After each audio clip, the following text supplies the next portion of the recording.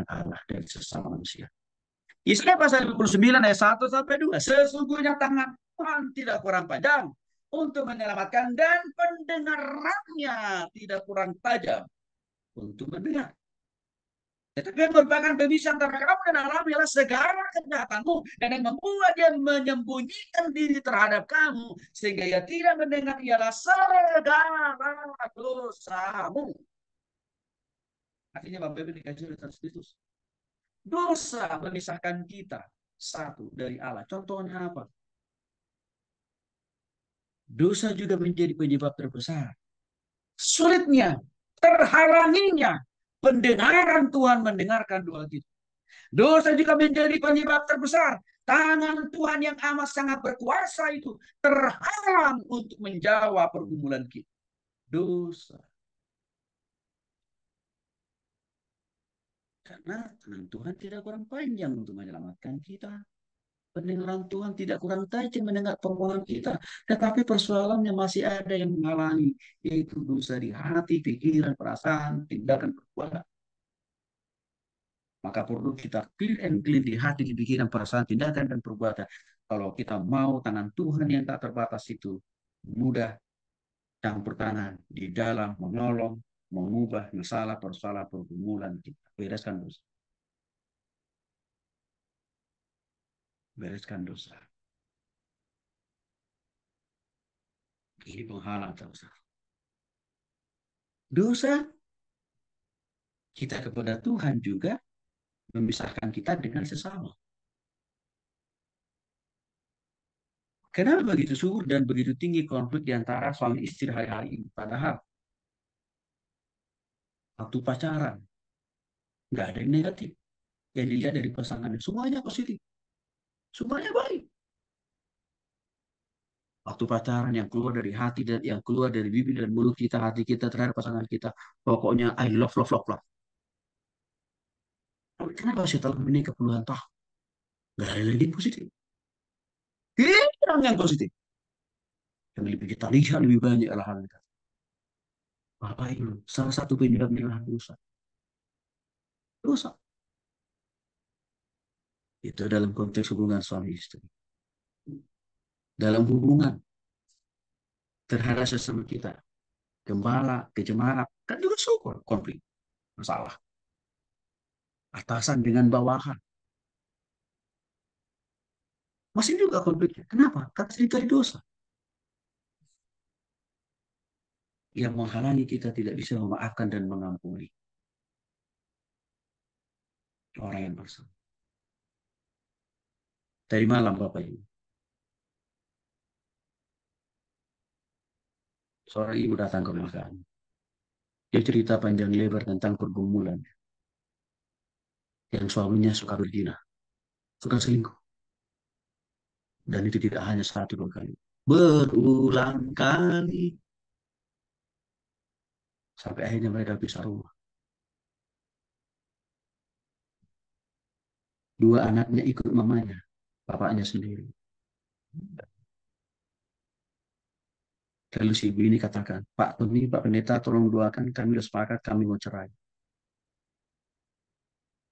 Cuma itu doang. Jadi saya diikut terlibat, dan saya juga diminta untuk menarik Tuhan menyetujui keputusannya, cerai. Lalu saya tanya, bagaimana dengan tanggapan suami? Sama Pak, dia juga sudah puluhan kali minta cerai. Maka sekali itu saja Pak, saya tantangin suami saya, cerai saja.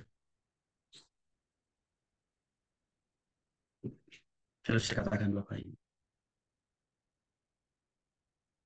coba Ibu ingat, berapa tahun Ibu pacaran dengan suami Ibu ini?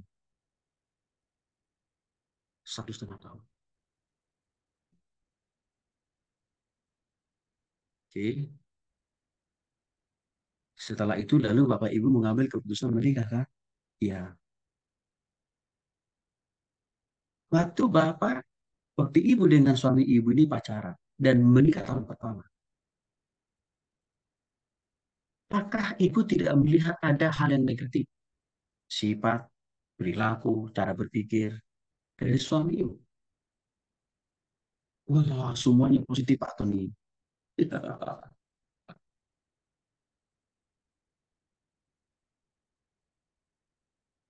positif Pak pada waktu itu. Tapi setelah sekian tahun, udah hampir 20 tahun nih mereka ini menikah. Rasanya runtuh semua Pak hal yang positif yang dulu. Sekarang hanya tinggal yang negatif.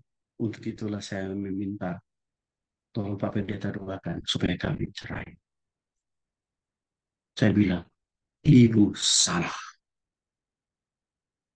Sebenarnya waktu ibu pacaran 1,5 tahun dengan pacar dengan suami ibu sekarang, sebenarnya juga banyak hal negatif di dalam dirinya, juga termasuk di dalam diri saya. Ibu dan suami waktu itu dibutakan oleh yang namanya cinta sesaat, alias terjebak dengan cinta membabi buta. Sebenarnya dari awal, ibu dengan suami ibu banyak kelemahan kok. Banyak dosa kok. Baik. Kalau ibu katakan tadi nggak tangguh, nggak sahan lagi kan suami ibu tukang selingkuh. Saya mau katakan ibu juga senang selingkuh kok dulu. Agak kaget dia. Dulu ini Pak Pendeta turut saya selingkuh, yang selingkuh suami saya. Senang selingkuh kok dulu. Saya baca Markus pasal 7 ayat 21 sampai 23 yang sudah saya jelaskan tadi Bapak Ibu. Saya baca. Masih ada nggak di hati dan pikiran ibu berzina? Walaupun ibu tidak pernah lakukan. Langsung pakai bendera putih, menyerah. Ya Pak Pendeta. Itu sudah. Ibu juga orang berdosa. Suami ibu juga lebih berdosa. Tapi artinya apa? Sama-sama berdosa. Nah, kalau posisi ibu sama-sama berdosa, pantaskah ibu menimba dosa baru? Sekarang apa Pendeta? Loh, ibu diceraikan. Kalau kita katakan 81, Tuhan tidak boleh dibisarkan oleh siapapun juga, termasuk wanita, apalagi hakim. Hanya Tuhan yang boleh memisahkan. Ini pun kalau sudah, minta, capai. Artinya apa? Ibu menambah dosa. Dengan suamimu. Menambah dosa kan itu. Saling bersama. Ibu dan suamimu terang-terangan melawan Tuhan. Karena Tuhan bilang, gak boleh.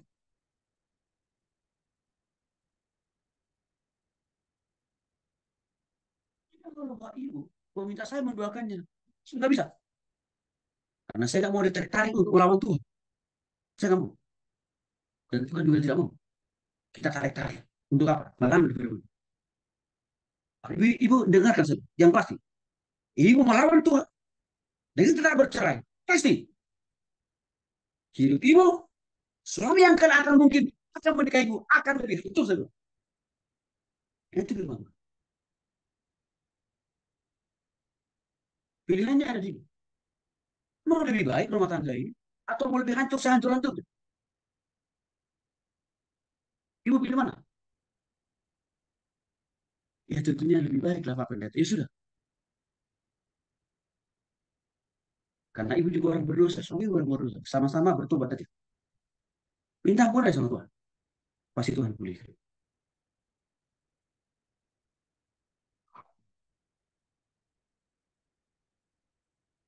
Akhirnya Bapak Ibu, si ini katakan ya sudah Pak Pendeta, saya siap mengampuni suami saya. Dan saya juga siap untuk berubah lebih baik. Kalau ini yang ibu putuskan, pasti Tuhan pulihkan. Kalau Tuhan, karena ibu tidak mau melawan Tuhan. Akhirnya dia pulang, tidak lagi ngegas minta diceraikan, tapi sudah minta Pak Pendeta, kami mau rujuk lagi. Ya sudah, besok sore, Minggu, kita ketemu di rumah ibu dan dengan suami ibu, kami datang rekonsiliasi. Itu yang Tuhan mau. Bapak Ibu, begitu dahsyatnya lah dosa itu. Melulu rantakan kehidupan rumah tangga kita, hubungan kita suami istri, anak dan juga dengan orang tua, serta juga dengan atasan dan bawahan. Luar biasa dosa itu. Di dunia ini kita dibuat di dunia